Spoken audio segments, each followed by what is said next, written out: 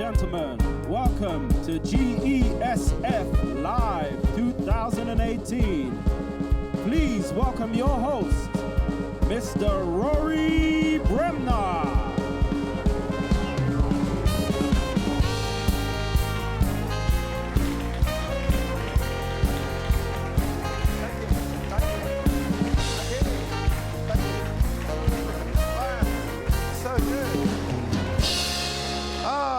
The band, we love the band. Welcome, ladies and gentlemen, welcome to GESF Live, coming to you live from the heart of the Global Education and Skills Forum at the Atlantis Palm in Dubai. And let's face it, nothing says education more than a giant pink fantasy palace in the Persian Gulf. Do you not think, ladies and gentlemen? I'm Rory Bremner, I'm your host for today's show, which is being live streamed around the world and to parts of Guildford from our mercifully air-conditioned tent. It's great to see so many people here. I've got to say, I don't believe there's ever been so many people at a conference before, let me tell you. There's got to be 5 million people here. They tell me there's a couple of hundred people in the studio. They're such dishonest people. I think there's got to be 10,000 people here. Beautiful, wonderful people. Going to meet them all later on. We've got delegates from all around the world, not just the UAE. They've come from Europe, from India, from Japan, from the other end of the Atlantis Palm, ladies and gentlemen. That's quite a way. It is an amazing hotel, you've got to admit. I mean, my room is a 10-minute taxi ride away from the lift lobby. You enjoying the conference? Yeah? It's great, isn't it? This is, I have to say, seriously, this is a remarkable thing, bringing together teachers, educationalists, role models from all around the world. There are teachers who have gone on strike from the UK just to be here. That's how big this is. They've got a House of Commons debating chamber, they've got a UN-inspired international forum, there's a future zone, there's cafes, plenaries, the lot. And of course, we've got the Global Teacher Prize being awarded this evening. By the way, if you are attending the conference, attending the forum, you might want to get online. That's GESF 2018, and the password is education. Okay, because there's Wi-Fi everywhere. I was at a funeral last week. I said to the vicar, can you tell me the Wi-Fi password? He said, I think that's really disrespectful. I said, is that all lowercase? Meet the band, everybody. Such wonderful, beautiful people. They've got a great look. I love your look, sir. Wonderful. You're from Mexico? No. Turn around, sir. I want you to look at that. Do you like the wall? You might see a bit more of that coming up. It's a beautiful wall. I love walls. Are you enjoying Dubai, ladies and gentlemen? Beautiful place, wonderful. I might buy it one day. Have you seen the Burj Khalifa? I love it. I call it the Trump Tower. 160 floors, 161 actually, but that's another story. So, thank you.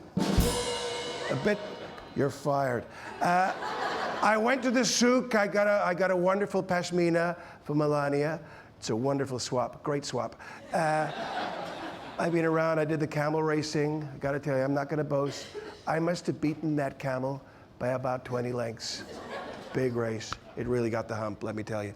Okay, we're hoping for a visit from our own British Foreign Secretary, Boris Johnson. Yeah, yes. Oh, gosh. Christ. Let me see. I am the unlikely love child of Angela Merkel and Donald Trump, ladies and gentlemen.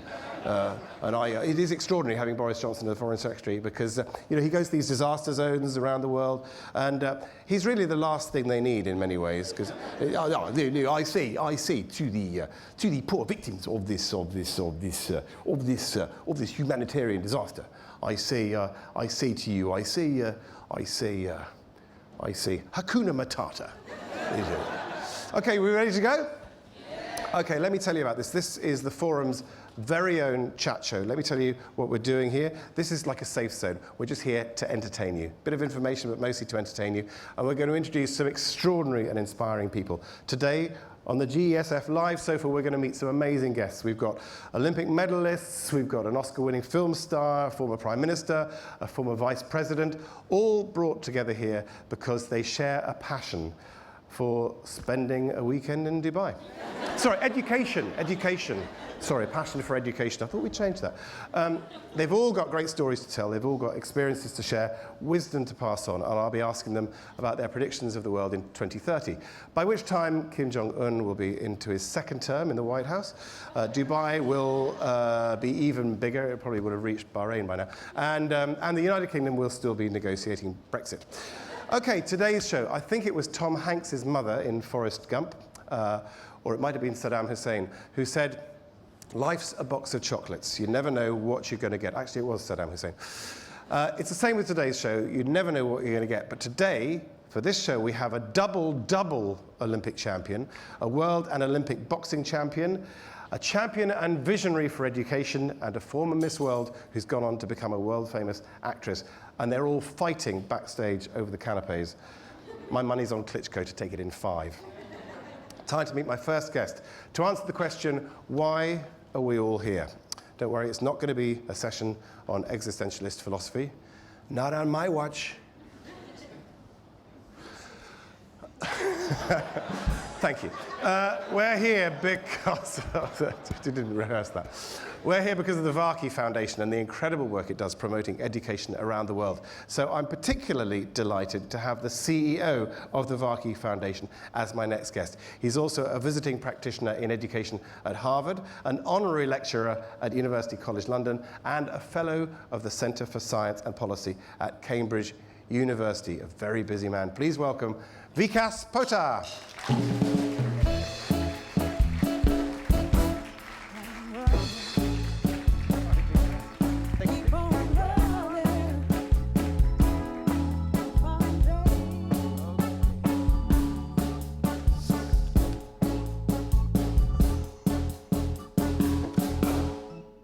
That's your theme tune. You like it? We rehearsed that a lot. Tell me, Vikas, this is all your baby, the conference. How's it going? Well, we should ask the audience, but isn't it just the best education conference in the world? It is. I've got to say, because we're doing these shows, so I haven't seen much of it, but going through the buzz, all those places that there are, there is so much going on, and so many really inspiring speakers as well. People don't understand, like when you put together conferences, how important it is to have a great team, and that's what I have. In addition, we have a great boss, the founder of this organization, Sunny Vaki, who really asks us to be imaginative, innovative, and take risk. And that is what, for example, this show is, where we thought about the idea a year ago, and look at us now. We're enjoying Rory Bremner on stage, impersonating Donald Trump, but again, talking about really key education issues. And I think that's what the world needs. We need to communicate education better, and this is our effort at it. Excellent. Now, your theme this time was very much about the future, wasn't it, and 2030. Tell us what people have seen around the conference about that.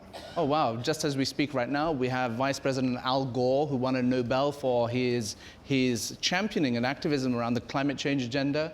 We have people who are here to talk to us about the future of war and peace. We have foremost experts when it comes to education technology. We have some great startups over here who took part in a contest to win the next billion EdTech prize, because we're talking about how do you impact the next billion learners in the world. There's so much going on, and the variety of the programming that we have actually means that everyone at this conference can get something out of it, and they can learn something new.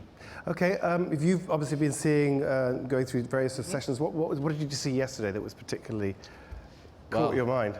Well, let me tell you, we were trending globally on Twitter because I interviewed Priyanka Chopra. Well, when you say we, I think she probably. It was all my family in India woke up at the right time. Yeah, absolutely. And she was talking about.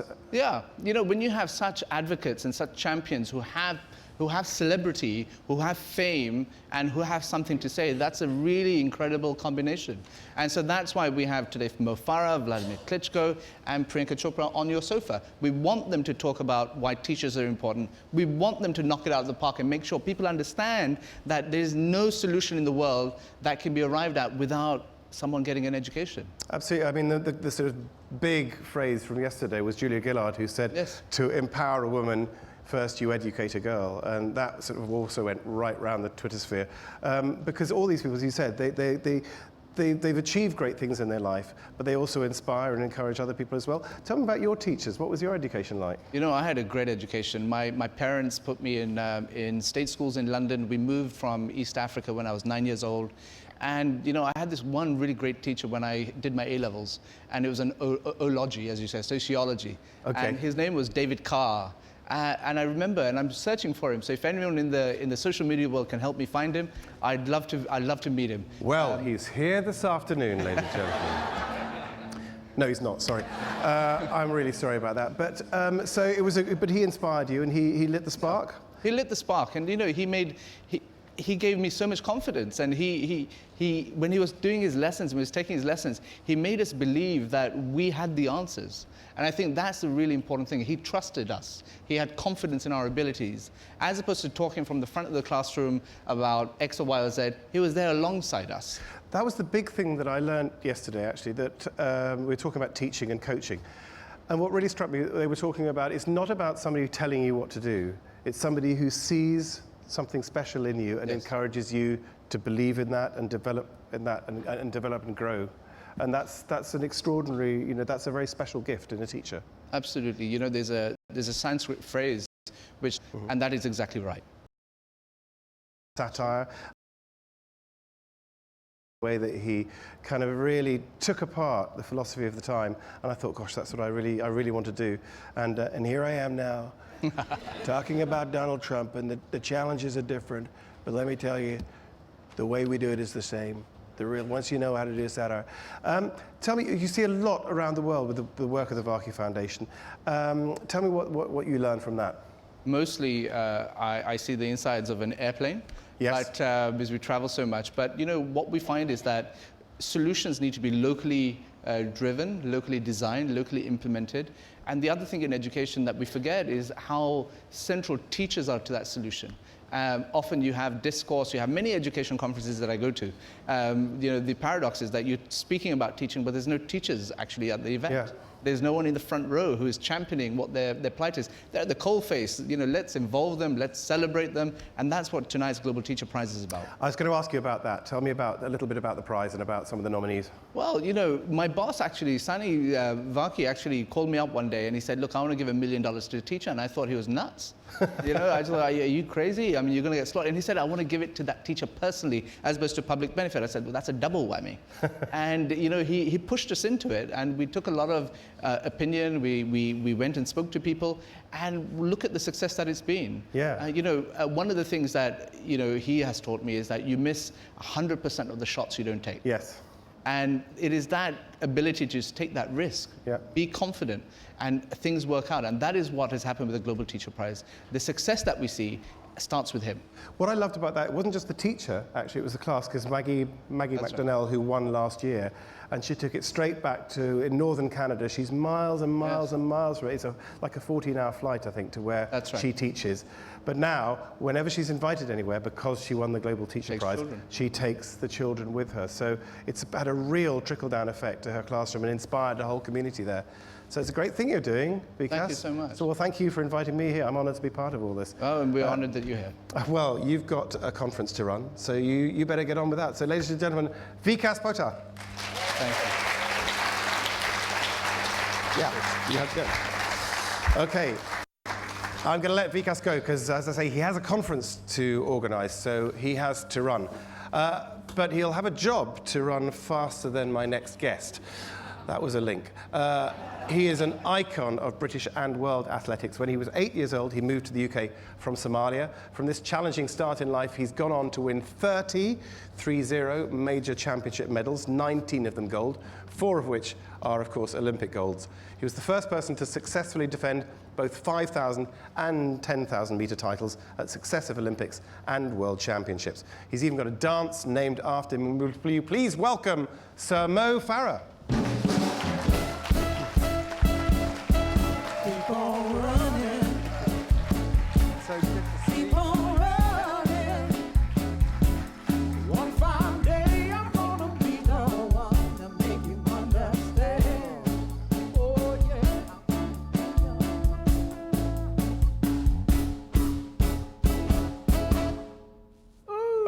Giving you the mobile. I wondered, yeah, let's start with that trademark thing. Where did that all come from?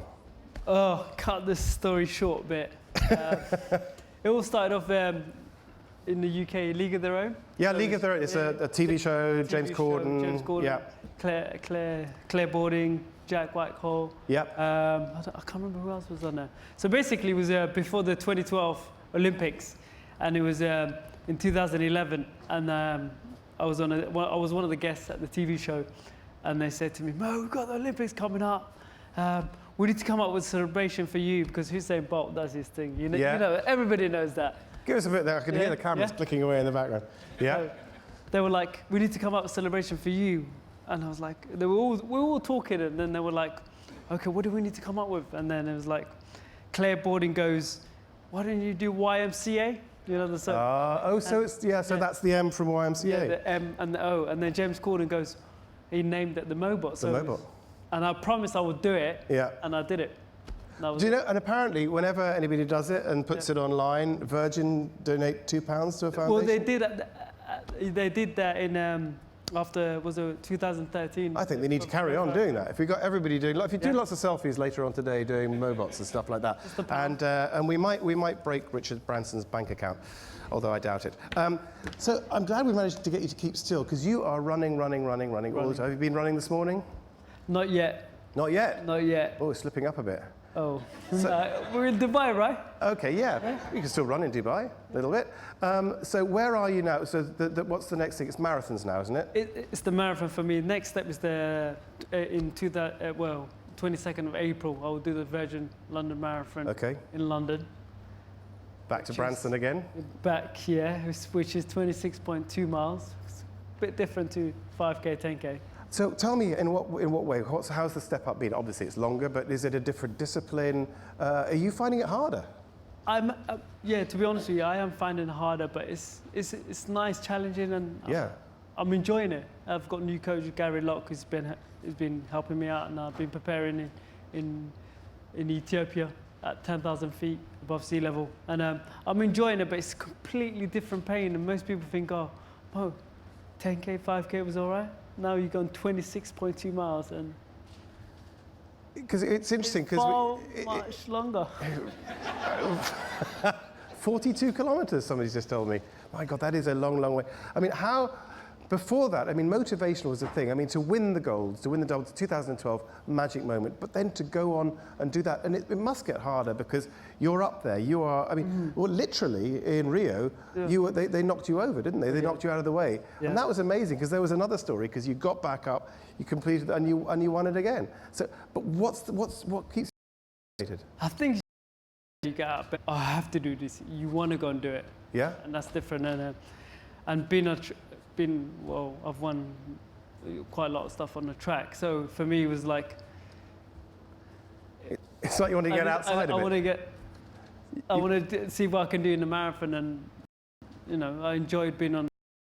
You talk about your country, because you came to the UK when you were 8. Now, what was... Yeah. You know, I was very lucky and had with my... That was it. And I never went to school. You never went to school? I never went to school. My word. And so then your dad comes back, and then you're coming to England. My dad went back to the UK, and then he came back. It was going forth and backwards from obviously from Somalia.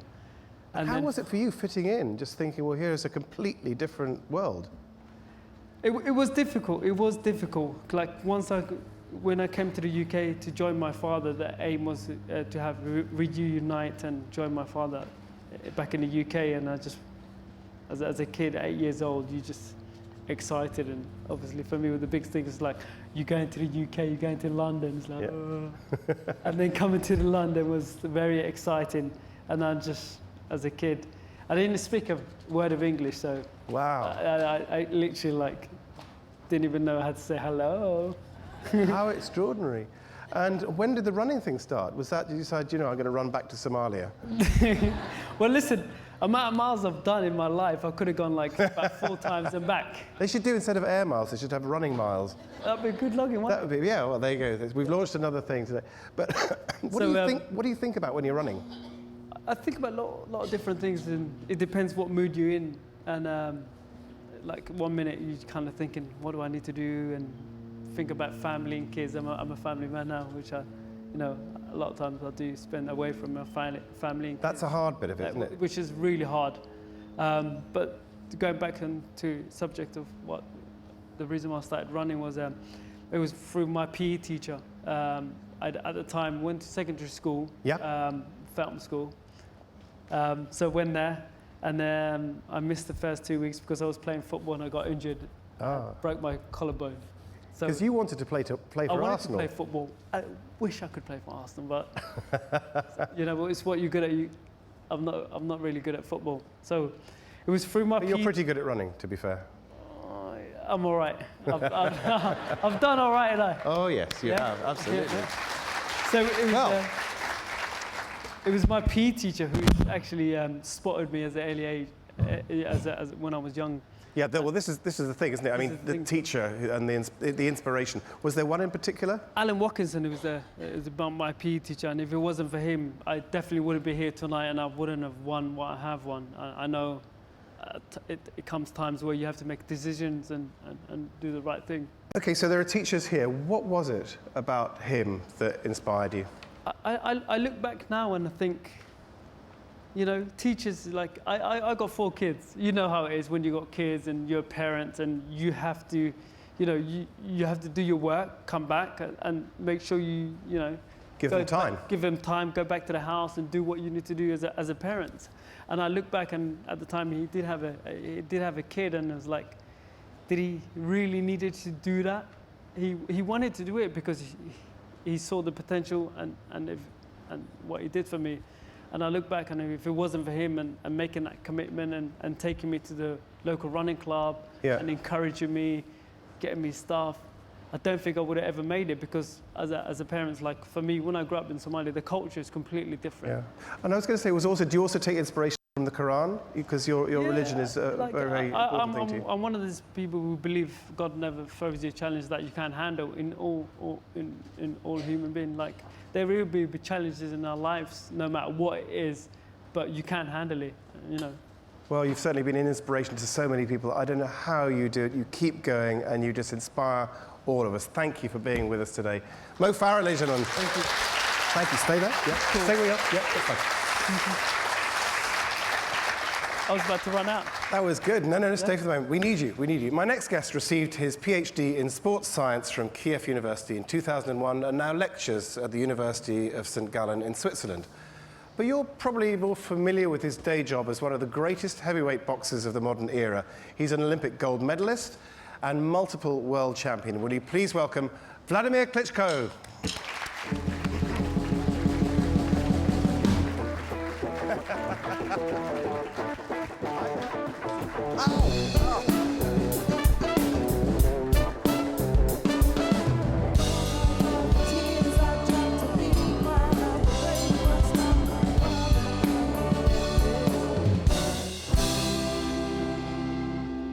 Good band, I love it. Beautiful band, Good wonderful band. Such a shame they're going to be deported. So, thank you, but that wasn't a joke, by the way. So, Vladimir, I met you for the next to my man. I right know. here. Look at this. Is a wonderful little image on the sofa here. Isn't it sweet? But I was thinking backstage before, because you've got a big mutual respect, because Mo, you couldn't do what Vladimir does, and Vladimir, you couldn't do. In fact, but we're going to have a little race to start. Who do you think is going to win? Just once around the palm? Okay, let's. But bear in mind that bear in mind that. he's going to have to carry you.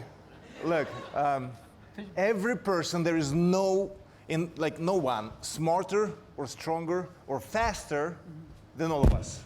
So let's put it this way. Yeah. Let's not compare each other, because we have all downsides, but also good sides. But what you've achieved, it's amazing. Now, your brother as well, he's also a heavyweight champion, is that right? Yes. But you've never fought him? No. Why we was promised our mom not to do that. No. She asked us for promise, Oh, really? literally. And And we promised and we kept it. You said the most extraordinary thing to me last night. I was just saying, gosh, you're an extraordinary, amazing boxer. You said, well, and you said, well, I'm not really a boxer. Do you look like? Well, to be fair, you don't. Well, that's also... Okay, if we compare on the couch, like both of us, I do look maybe not like a runner, right? You look Marathon like runner. you can handle yourself. But you've got the physique, but also, actually, because you've managed to all of your facial features, they're all in the right place. So you don't look like a boxer, because a lot of boxers, their nose is somewhere between I had a good plastic surgeon. That's the secret. Nowadays, it works well. Yeah, you say that, but actually it's because you were brilliant at keeping out of trouble. Smart, right? Yeah. Well, yes. that's actually, I'm going to get to the point. I just asked Mo, what was the most common thing when you were successful? And he said, until 8, you were not the most educated person, as you said, right? So, but he said, being smart. So the most common thing, you can win it once. You know, got lucky, the stars were in the right place, whatever, things happen. But continuously, in the long term, being successful, that's what makes the difference from the rest of the crowd. And he said, being smart. It was so impressive because actually I was thinking about it as well and asked Natalie. She won 12 Olympic gold medals in swimming, and she said, focus and being smart. And so this combination. You did say focus, didn't you? Yeah. Yeah, okay. Focus, yeah. Yeah. I know we have different accents. Let's not start with a British accent, okay? But it is focused because... Good look. There it is. That's what people say when I was in London. I'm like, thank you, you're looking good too. Oh, No, good look. I said, you look good too, thank you. No, good luck. Okay, got it, all right. So British accent is not that. I know.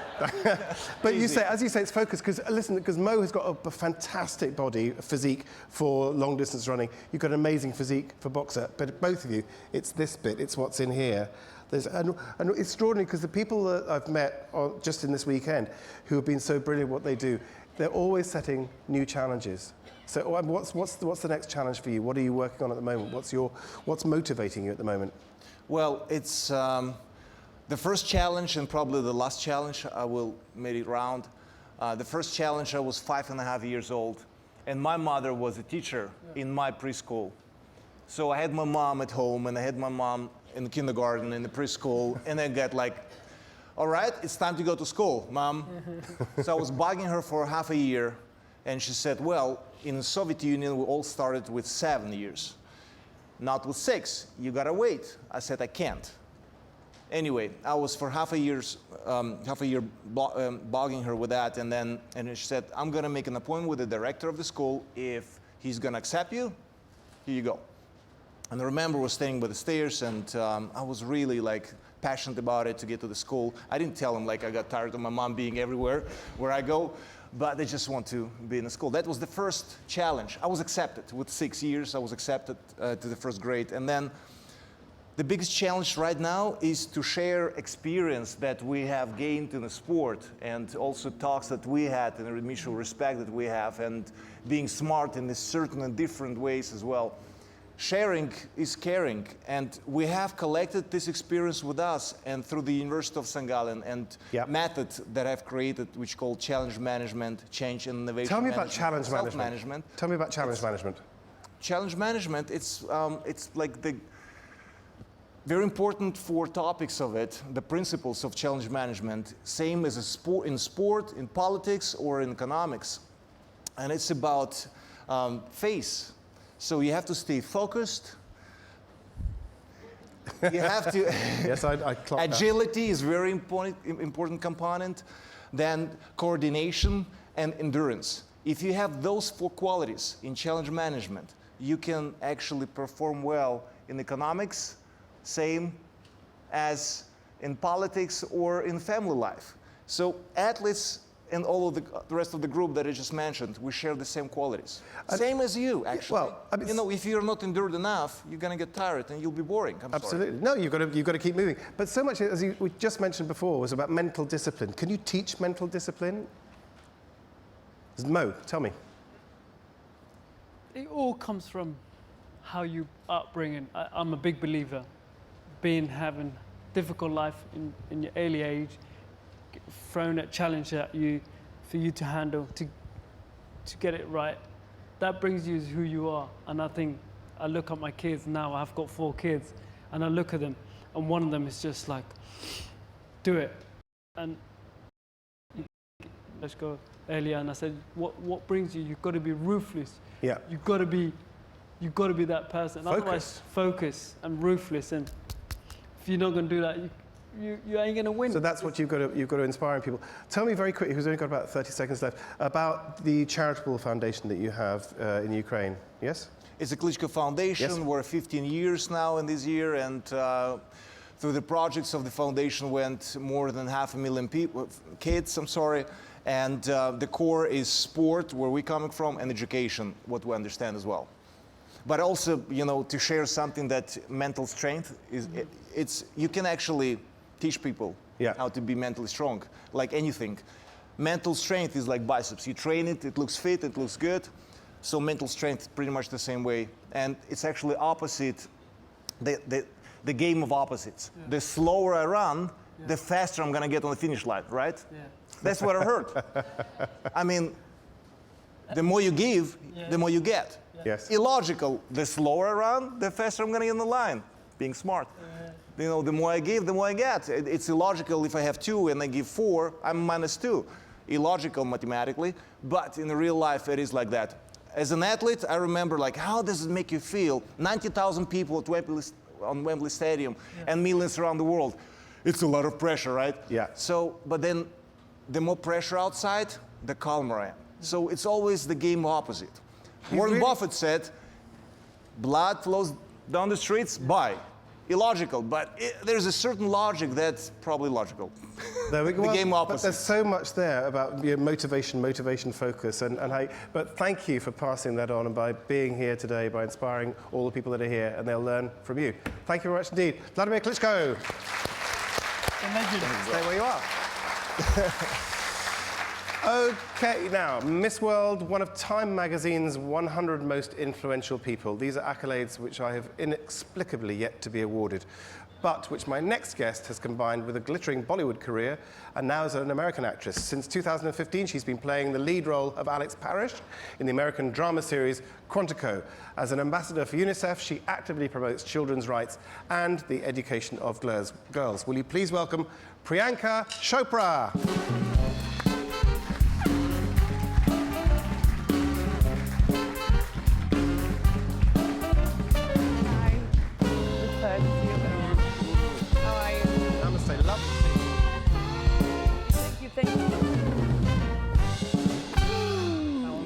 Band. Okay. Yes. So, here you are in Dubai. You are traveling all the time. All the time. All the time. You said to me last night, I said, where's home? And you said, wherever my shoes are. Wherever my favorite pair of shoes Your favorite pair of shoes. Yes. I left that bit out. Okay, so, but right from a child, you moved from school to school, from place to place. Now, some people might say, oh, that's really disruptive, but actually it builds resilience, doesn't it? I think my parents were both in the army, and we moved around every 2 years because it was a new place to move to. And initially, I used to be really upset about it. I used to tell my dad that, you know, I have to make new friends, I have to figure out the whole new thing. But my father made it into a game for me.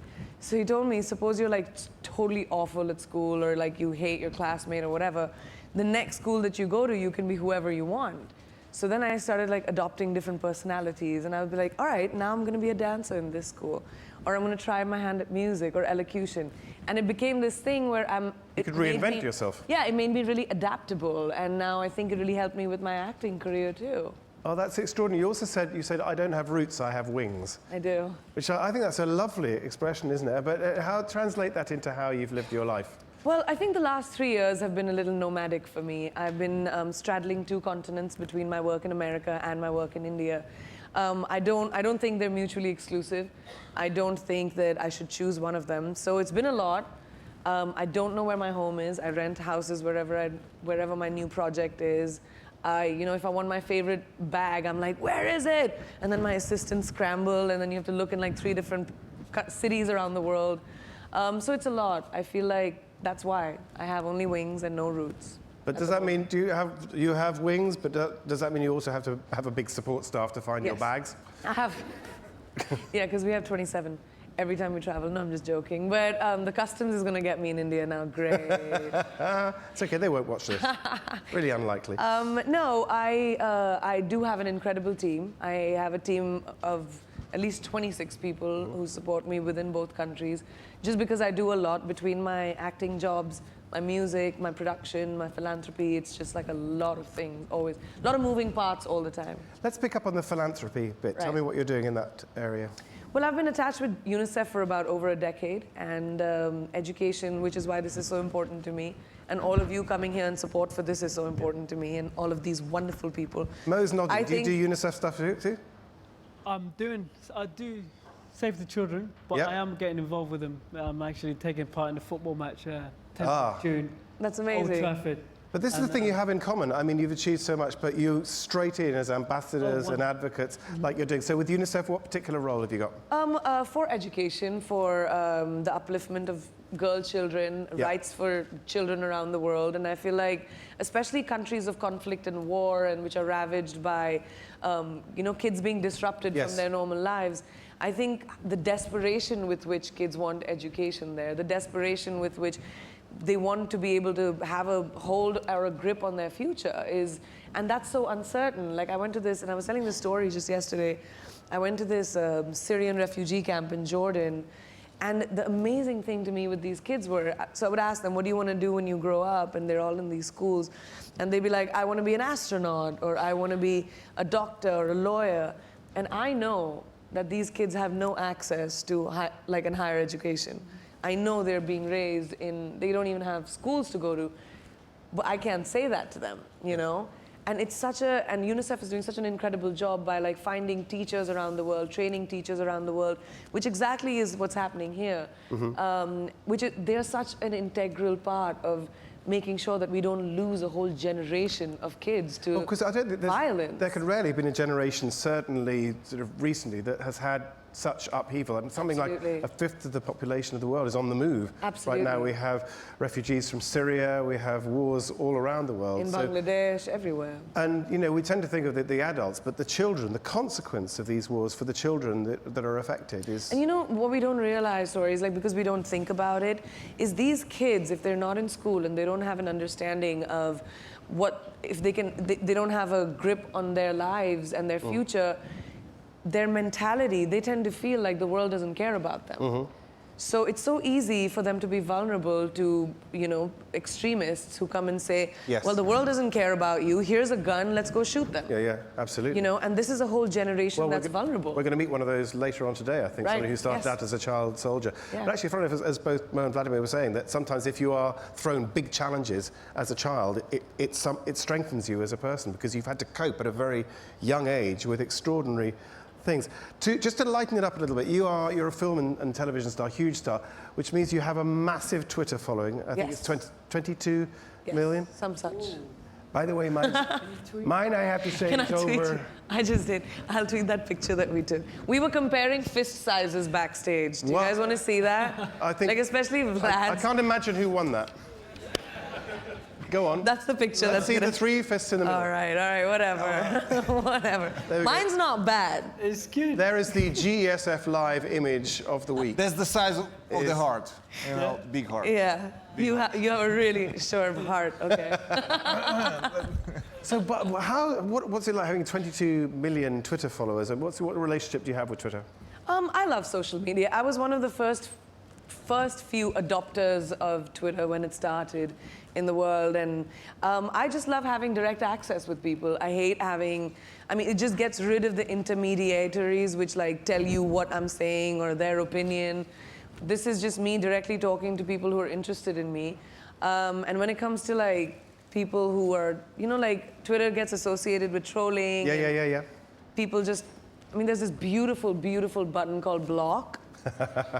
I use it very often. The only thing about block is that the other person knows you've blocked. That's the point. But I think mute is even better. I want them to know. Oh, okay, fine. I'm deliberately blocking you because you're rude. Okay. Bye, peace. It's true. Tell me a little about your new challenge in the States, Alex Parrish. Tell me more about this and how you took it on, how it came about, how you're enjoying it.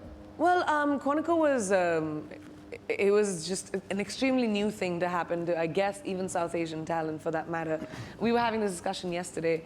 Quantico is a show on ABC Network, and I play an FBI agent who's an American girl, and I'm not. I'm from India.